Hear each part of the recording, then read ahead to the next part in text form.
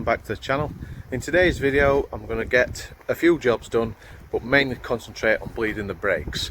I've also got the diffs to fill up, but before I do that I'm going to fit these little magnetic sump plugs from Gwyn Lewis, and that catches all the swarf out of the diff, so every time you change the oil you're not missing the swarf and putting it back into the diff. So that's another little job. And the next thing was to torque the wheel bearings up. Now, as you know, I wasn't happy with the bearings on the back axle, so I was just going to double check them before torquing it up, get them out of the way, and again concentrate on bleeding the brakes. Now this system has been empty for quite a while now, so I'm going to show you my method of doing it with no special tools. The only thing you will need is an old pop bottle and a bit of pipe. So I'm not going to use a pressure bleeder or anything, I'm literally going to show you my way of doing this by yourself with a pop bottle.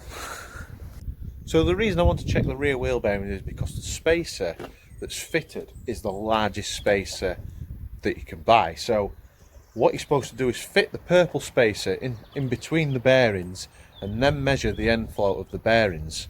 Now I don't know if it's because it's the grease that I've used, because it was a different grease compared to what I normally use, which is very thick, it's very hard wearing stuff. So in the back of my mind I'm thinking it may be too good for this job, or too thick as such, as too industrial, we'll say, instead of using the grease I normally do. Now, putting the original spacers in that come with the Land Rover, you couldn't even torque the nut up, it was just locking the wheels up. So I got the purple spacers, fitted them, torqued them up, well, tightened them up, and it wasn't binding, it didn't feel strong, it felt quite good. So I'm just going to redo it properly now and then just double check it again.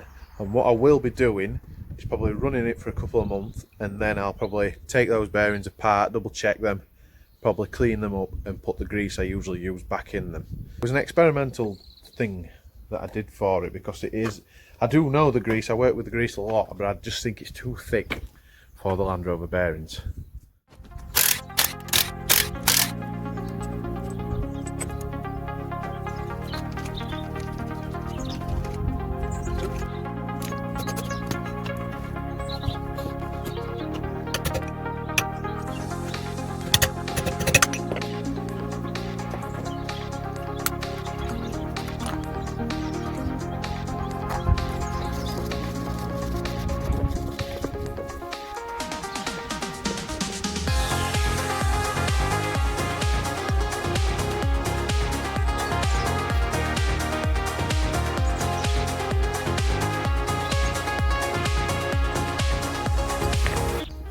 Now these are heavy duty drive flanges. Now I've no idea what make they are because they was already on the Land Rover when I bought it. But basically, you ask any Land Rover specialist or even Land Rover themselves, the gasket that goes round is absolutely useless and they just leak. So little bit of silicone, I use high temperature gasket, instant gasket, and a little bit of that around the outside, put it on, and it actually is better than the gasket supply.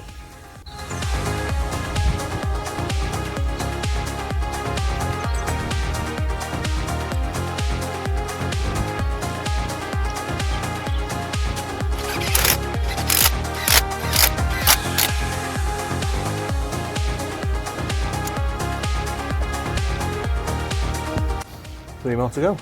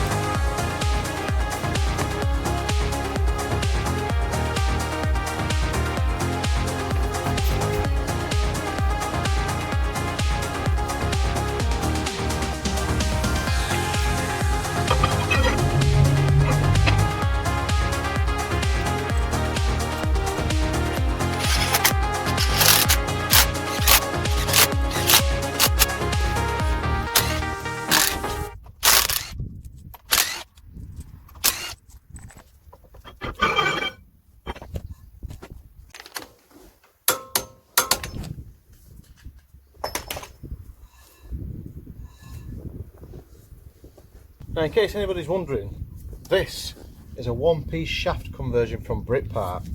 Now, the part number is a Brit Part number. It's 3061018, and it is a popular upgrade for the Pumas and Defenders in general. The later Defenders, I think it was from 2014 to the end of production, was actually fitted with one-piece shafts because the drive flanges were just wearing out, so they were fitting these towards the end. But it is a popular upgrade for the Pumas, and it's not all that expensive in all honesty. But I fitted these ages ago and I'm really impressed with them actually, so I would highly recommend these.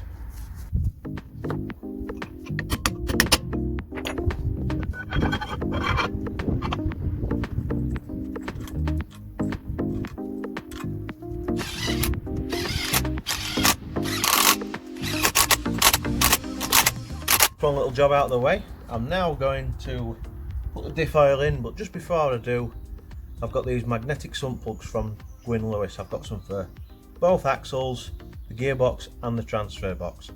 When you replace the oil, all the fires are stuck to the bottom of the plug and not circulating around, wearing everything out.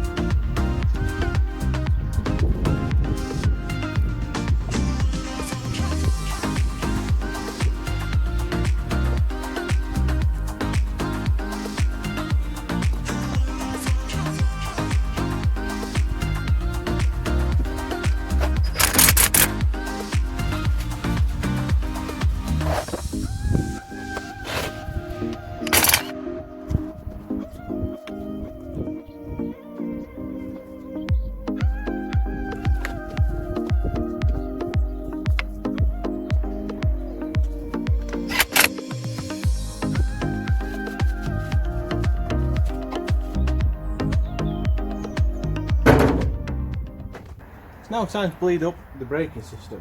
Now, because this system's been empty for so long now, what I do, personally I do this on most braking systems, is fill the master cylinder up full of brake fluid, and the brake caliper furthest away from the master cylinder is the one you always start with. So in my case, it's the left hand side. If the steering wheel was, or if it was a left hand drive Land Rover, you'd start with the right hand side rear. And what I do is I let the system gravity bleed itself, so the weight of the brake fluid will force out all the air naturally just because I've opened the bleed nipple on the brake caliper. So if you've got an ABS system, it will take a while to do, but with this one not having ABS, it's pretty straightforward. So what it also does as well is, because it's been sat for a long time now, if you fill the master cylinder up full of brake fluid, it allows the fluid to settle in the seals of the master cylinder. Therefore, when you get in and push the pedal, you're less likely to damage them. So rather than just filling it up, jumping straight in and pressing the pedal, you're more likely to tear them doing that. So just leave it a couple of minutes, crack the bleed nipple on the brake caliper off, and literally just let it bleed itself just to start with. The only thing I'm going to use to bleed the brakes is an old pop bottle attached to a hook with a bit of pipe. And it really is as simple as that. You stick this on the bleed nipple, pump on the brake pedal, just keep topping your fluid up, and this is a transparent pipe so you can see if there's any air in the system. Once there's no air in it, wedge the brake pedal down, lock that bleed nipple off, and carry on to the next caliper. It's been about 5 minutes now, and as you can see the level dropped. So if I just take you around here now, you can see, if the camera can pick it up, the pipe, it's about there where the fluid is now. So that has gravity bled itself from the open bleed nipple into the pipe, and I've not even touched the brake pedal. Now, with this being so high up, I can hook my bottle onto the chassis, pump the brake pedal, and actually watch the fluid coming out from underneath.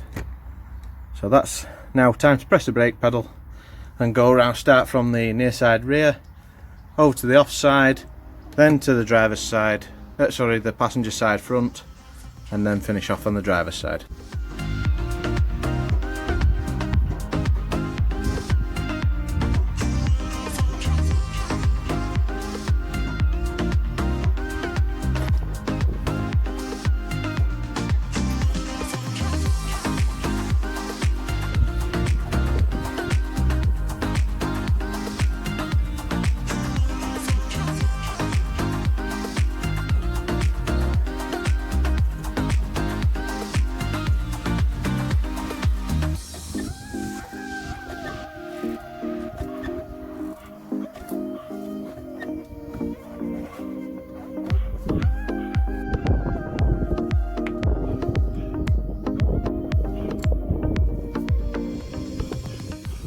So with pressure on the brake pedal, so check all the unions, all under the master cylinder, because obviously I've replaced all the pipes. That's just a bit of spillage that I've wiped off. So I've just been round them all now, and there's no leaks, which is all good.